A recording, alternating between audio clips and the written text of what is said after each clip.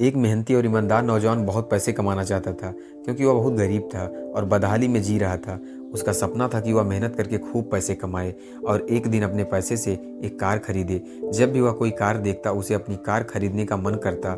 कुछ साल बाद उसकी अच्छी नौकरी लग गई, उसकी शादी भी हो गई और कुछ ही वर्षों में वह एक बेटे का पिता भी बन गया। सब कुछ ठीक चल रहा था, मगर फिर भी उसको एक चिंता लगी रहती थी। उसके पास उसकी अपनी कोई कार नहीं है। धीरे धीरे उसने पैसे जोड़कर एक कार खरीद ली। कार खरीदने का उसका सपना पूरा हो चुका था।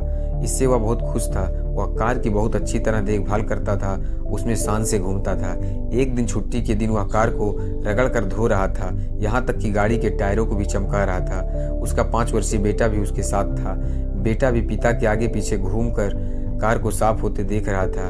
कार धोते धोते अचानक उस आदमी ने देखा कि उसका बेटा कार के बोनट पर किसी चीज से खुरच कर कुछ लिख रहा है। यह देखते ही उसे गुस्सा आया। वह अपने बेटे को पीटने लगा।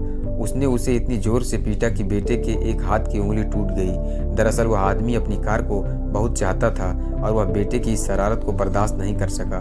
बाद में जब उसका गुस्सा कुछ कम हुआ तो उसने सोचा कि जाकर देखूं कार में कितनी खरोंच लगी है। कार के पास जाकर देखने पर उसके होश उड़ गए। उसने खुद पर बहुत गुस्सा आ रहा था। वह फूट फूट कर रोने लगा।